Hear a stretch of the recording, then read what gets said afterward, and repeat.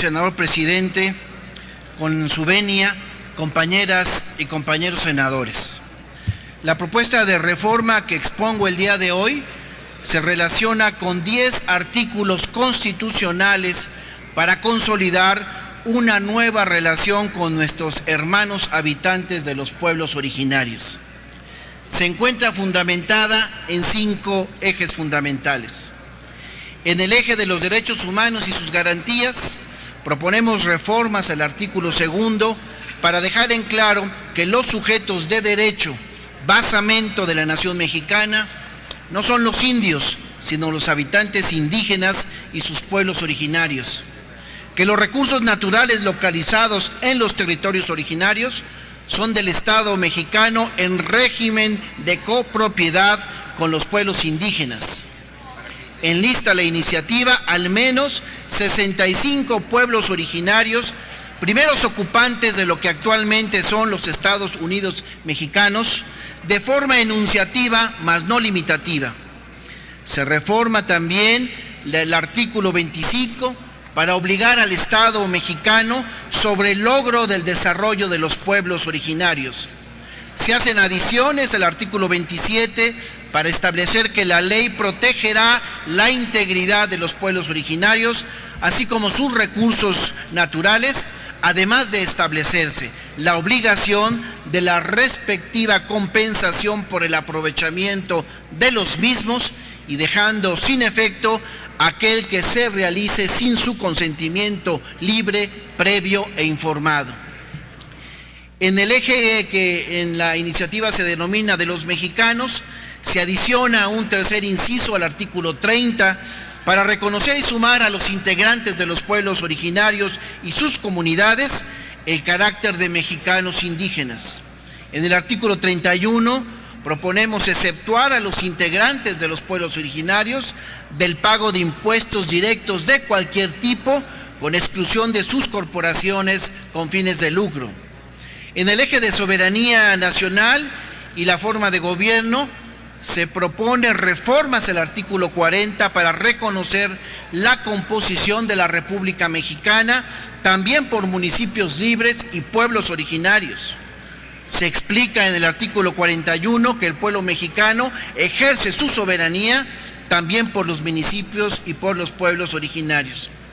En el llamado eje del Poder Judicial, en nuestra iniciativa insertamos una adición final al tercer párrafo del artículo 102 con el objetivo de que el Ministerio Público Federal, a través del Procurador General de la República, persiga los delitos de personas físicas o morales relacionados con falsas representaciones, liderazgos y aprovechamiento de los pueblos indígenas. Se reforma también el artículo 105 para encomendarle a la Suprema Corte de Justicia de la Nación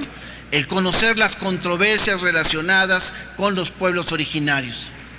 En nuestra iniciativa, en el eje llamado de los estados de la Federación y Distrito Federal, se establece en el artículo 115 una propuesta para que los estados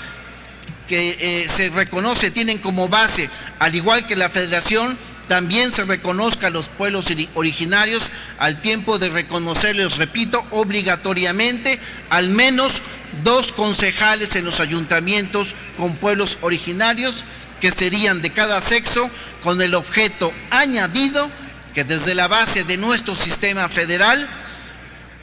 se impriman 2 transversalidades a las entidades federativas y por ende a la República, la de los derechos y cultura de los pueblos originarios, así como de género. Las reformas planteadas en esta iniciativa, desde nuestro punto de vista, son indispensables para actualizar nuestro marco normativo a la nueva realidad de México del siglo XXI y de inicios de la transición propia de la segunda década del tercer milenio. A dicha actualización,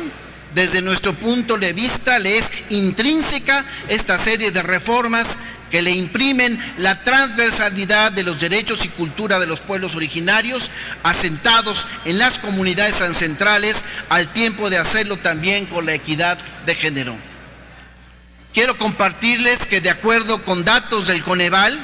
y la encuesta sobre el ingreso y gasto del 2010, mientras que el promedio nacional de pobreza extrema y moderada es del 46%, en las comunidades y los pueblos originarios es de 80%, es decir, casi el doble. Con 8 de cada 10 habitantes indígenas, el Estado mexicano multiplica exponencialmente no solo su deuda histórica, sino la injusticia al no garantizarle sus derechos constitucionales a esta franja fundacional de lo que ahora es México. Con datos del Coneval, compañeras y compañeros senadores, 80% de los integrantes de nuestros pueblos originarios están por debajo de la línea de bienestar. 8 de cada 10 no tienen acceso a la seguridad social.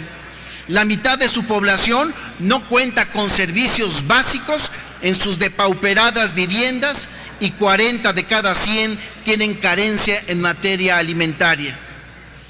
Hay que decirlo, el Estado mexicano ha hecho de nuestra república un país de desplazados del desarrollo y en afectación directa de sus habitantes indígenas. El Estado mexicano no solo ha sido omiso, sino invisible para los primeros ocupantes de lo que hoy es México y sobre los que retóricamente dice descansar sus orígenes. La política hacia los pueblos originarios ha sido de paliativos, porque tal y como se contempla en las mismas propuestas que los integrantes de nuestras comunidades indígenas han hecho hasta la saciedad, y que, por ejemplo, retoman en buena medida los acuerdos de San Andrés Larraízar. Poco, hay que decirlo, poco se ha avanzado realmente de lo estipulado en dichos acuerdos, que pugnaban sobre todo por 7 puntos capitales. Por ejemplo, hay que decir que no se ha reconocido hasta hoy en el artículo 40 constitucional a los pueblos originarios como un orden más de gobierno, aun cuando el artículo 2 de nuestra Carta Magna les da intrínsecamente tal estatus, con lo que debieran compartir con el municipio libre y donde existieren la condición de ser base de la división territorial, política y administrativa de la Federación y sus estados, como debiera prescribirlo el artículo 115 de la Constitución Política de los Estados Unidos Mexicanos. La autodeterminación de los pueblos originarios como sujeto colectivo, sin mayor confusión, y como lo establece cualquier derecho que se precie de ser medianamente democrático, no se presta a ambajes. Al ser el término pueblo lo que simple y llanamente es, y en función de los elementos que lo integran, población, territorio, normas, cultura, lengua, usos, costumbres, tradiciones, identidad histórica. Dicha concepción generalizada de pueblo va necesariamente de la mano con un derecho fundamental, la autoidentificación, y esta solo es posible en el ámbito territorial, es decir, ligado a la propiedad de la tierra. Esto implica derecho al territorio y a la autodeterminación dentro de este espacio vital, donde también es intrínseca la soberanía permanente a los pueblos originarios sobre los recursos naturales localizados en sus demarcaciones, así como el principio de consulta para su aprovechamiento siempre sustentable de los mismos, dejando sin efecto aquel que se realice sin su consentimiento libre, previo e informado, según lo prescribe incluso la Declaración de las Naciones Unidas sobre los Derechos de los Pueblos Indígenas. Senador presidente, compañeras y compañeros, es momento de que los grupos parlamentarios de este honorable Congreso de la Unión y el Ejecutivo